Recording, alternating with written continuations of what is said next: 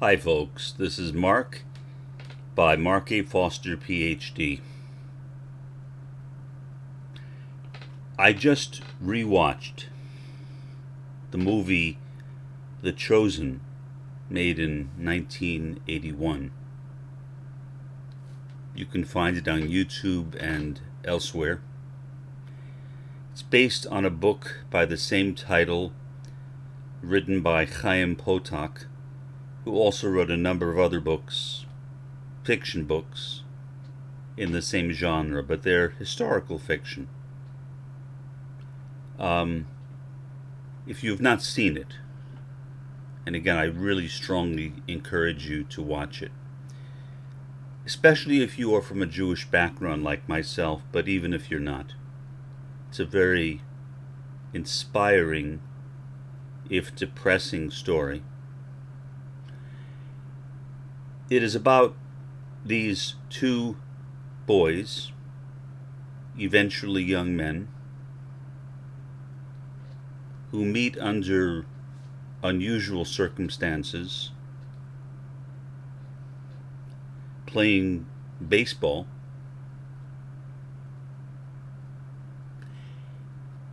One of the boys is a member of the Satmar Hasidim movement.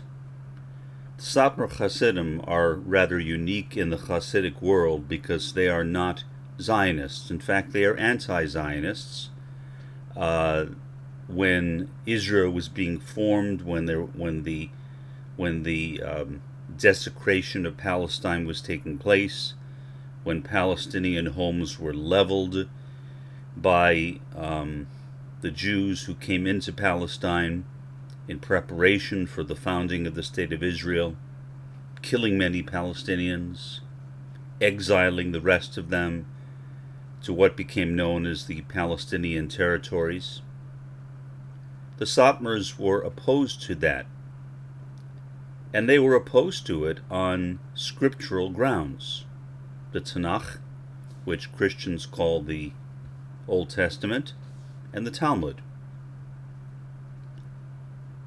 The argument that the Satmar have made, and it's not just the Satmar, but the Satmar are the only organized Orthodox group, in this case a Hasidic dynasty, which as a whole opposes Zionism, is that only the Messiah will establish Israel. And so, from their perspective, since the Messiah has not yet arrived, the current state of Israel is sacrilege. It doesn't belong there. And many Satmar Hasidim meet regularly with Palestinians and support them, support their fight against Israel. Not all Satmars are that loyal. In fact, the chief Rebbe of the Satmars recently wrote a letter to the Satmars condemning those Satmars who seem to be compromising, at least in his eyes, on the issue of Zionism. I don't know the specifics. I don't know how accurate that is, but I know that's something that has recently happened. That criticism of certain Satmars who had, I guess, backtracked on their opposition towards Zionism. So in this movie, The Chosen, you have this one young man who is Satmar. His father is a major Satmar leader, originally from Russia, who escaped Russia, came to the United States, and established a dynasty in New York City. The other fellow, who is also Orthodox, is modern Orthodox. Some people call modern Orthodox Yeshiva University Orthodox, because in many respects modern Orthodoxy began at Yeshiva University in Manhattan. They're both Orthodox, but they're different. The modern Orthodox are, well, they're not conservadox or traditional. The conservadox or traditional Jews are kind of midway between being Orthodox and being conservative. The modern Orthodox are 100% Orthodox, whatever that might mean, at least in principle. But they were very pro-Zionist. And many people who were associated with modern Orthodoxy, along with Jews from other Jewish traditions, Reconstructionist Judaism, Reform Judaism, Conservative Judaism, members of all those movements fought together for the establishment of the State of Israel. And so here you have these two young men, very different. The modern Orthodox, although Orthodox, are really not that much different from people that I knew growing up with who were secular Jews. My family was secular Jewish. And the modern Orthodox, you would never know that they are Orthodox, I guess, unless you went to their home and saw them being religiously observant. My family, like my neighbors' families, were for the most part not observant at all. At all. Many people think, well, at least your family must have attended the High Holy Days, right? No. Almost never. I think I did once myself. I was a bar mitzvah.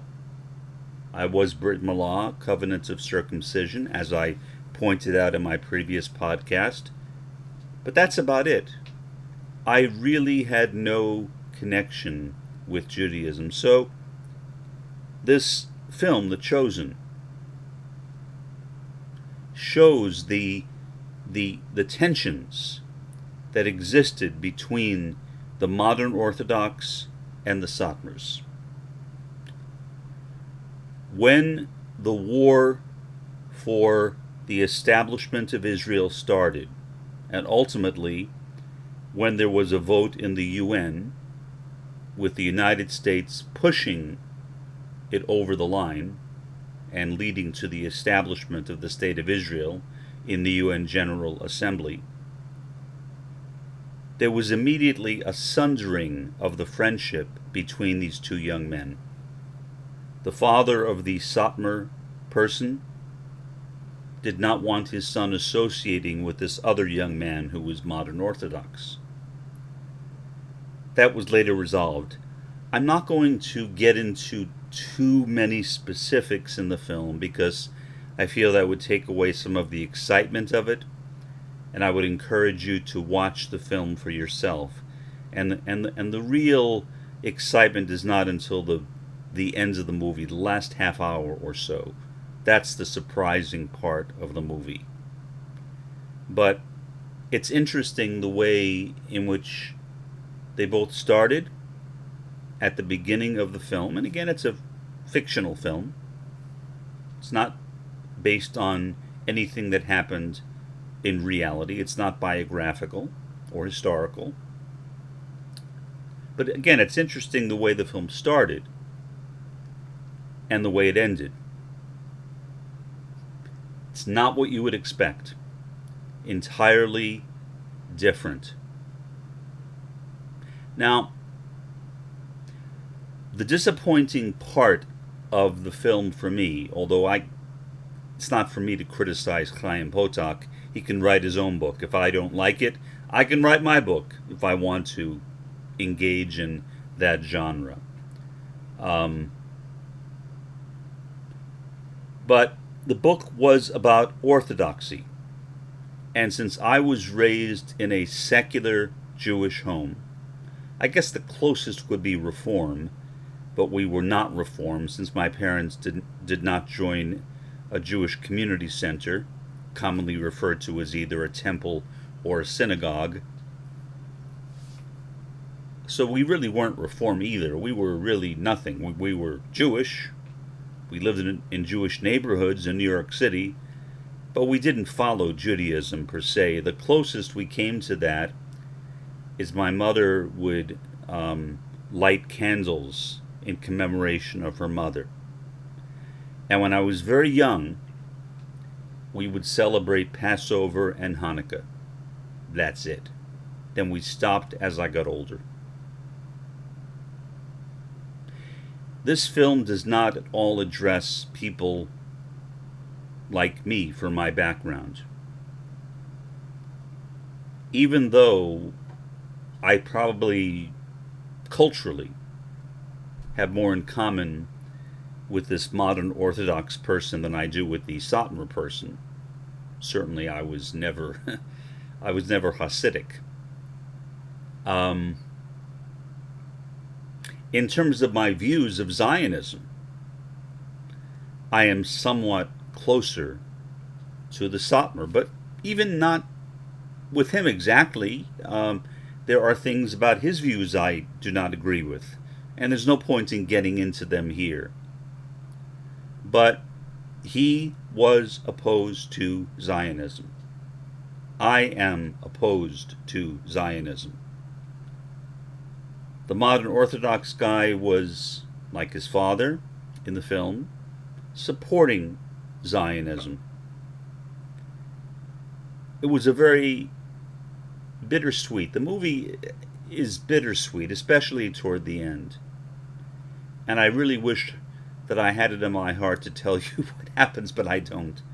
I just think that would be totally inappropriate. It's something that you need to watch for yourself to get the full impact of that story and learn exactly what it is that happened in that film. But you see that close friendship between the two young men and the ups and downs in that friendship. But it's still ultimately a tragic story. Again, anybody who is familiar with Jewish scriptures knows that according to the Tanakh, the Old Testament, and the Talmud, only the Messiah can establish Israel. So from that perspective, it is perturbing to me that most Orthodox Jews, and that includes the Hasidim, they are Orthodox. Most Orthodox are not Hasidim, but all Hasidim are Orthodox. Hasidim means pious ones. I don't understand how an Orthodox Jew, someone who has studied the religious scriptures of Judaism, could in good conscience support the nation, or as it's called, the state of Israel. Makes no sense. How could they? They must know better. They must know better.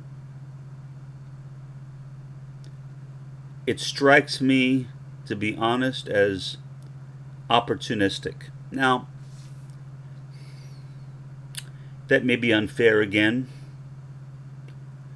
When Israel was established, it was just after World War II, and hence just after the Jewish Holocaust, when 6 million Jews were slaughtered by the Nazis, by Adolf Hitler's regime. And so perhaps one can understand why people might be willing to put their theology off to the side and say, well, look, as people have often said in the Jewish community and outside the Jewish community, never again. They wanted a homeland. Muammar Gaddafi, the recently recently, last several years,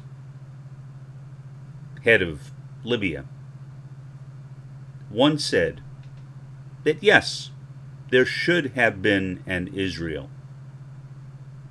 but that Israel should not have been carved out of Palestine. It should have been carved out of Germany.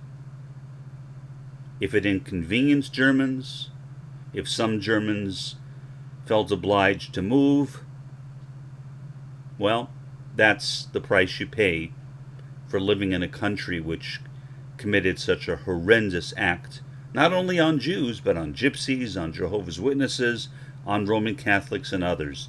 You have to pay a price. Life is not always fair. So that is where I think that if there were to be an Israel after World War II, it should have been there. Or take a small piece of land, make it into Israel, and leave the rest of it alone. Now, the Palestinians were not willing to compromise, but that doesn't mean that the Jews had to be unwilling to compromise. The Jews could have said, well, look, regardless of what the Palestinians take, we are not going to take this entire land. Any land that is inhabited by Palestinians, we are going to leave alone, and we are only going to take unoccupied land and turn that into the state of Israel. And we see now how tragedy upon tragedy has unfolded over a small piece of land in the Near East. Why? What's the point? I don't get it.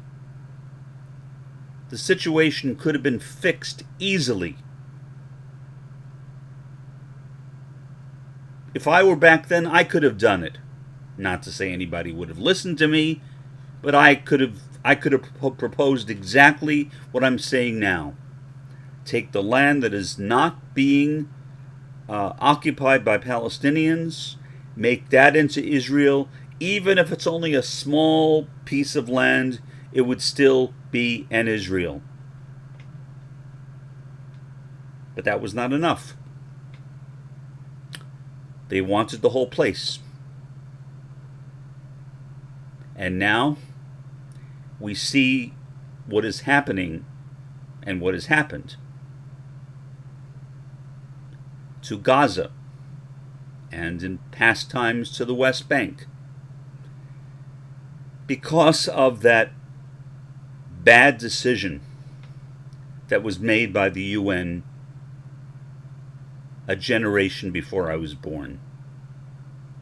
Well, actually just 8 years before I was born. So it's too late to go back. You can't go back and rewrite history. History is what it is. I wish there was a way to do it.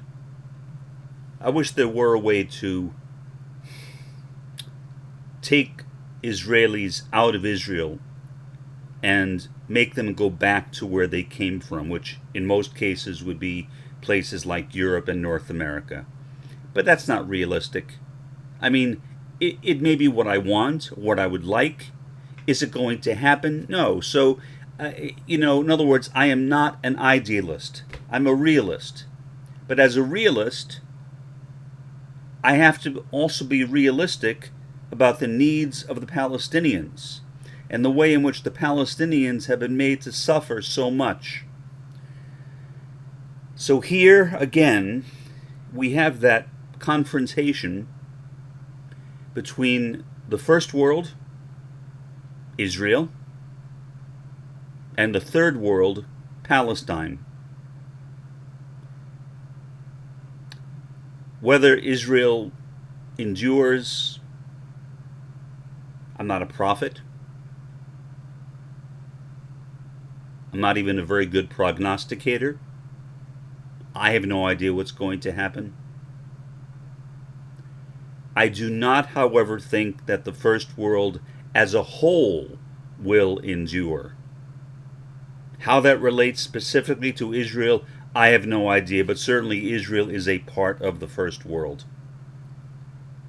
And I hope that once the first world is gone, that those Palestinians who have been treated like trash by Bibi Netanyahu will be given their due, will have the opportunity to build a new communist world system. Now, will that communist world system last? How long will it take for it to be established? I have no idea. I don't know. But again, watching that movie, The Chosen,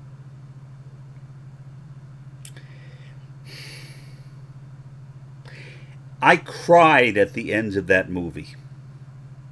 Every time I watch that film, I cry. If you watch that movie, if you have a heart, you will cry too. Especially the last 10 minutes. You will cry too. It is not a difficult movie to watch, all in all, until you get to the very end. Then it becomes, I guess, somewhat difficult, but not in a horrible way. In a good way, I guess. You could say a good way. Unfortunately, after Israel was established, the war was in effect over between the majority of global Jewry and the Satmars. The Satmars basically said, okay, we lost. And today, there are some Satmars who seem to have lost sight of the original vision of Satmar Hasidim, which was opposed to the establishment of a state of Israel prior to the coming of the Messiah. This has been Mark, by Mark A. Foster, Ph.D. Have a pleasant day and an even better day tomorrow.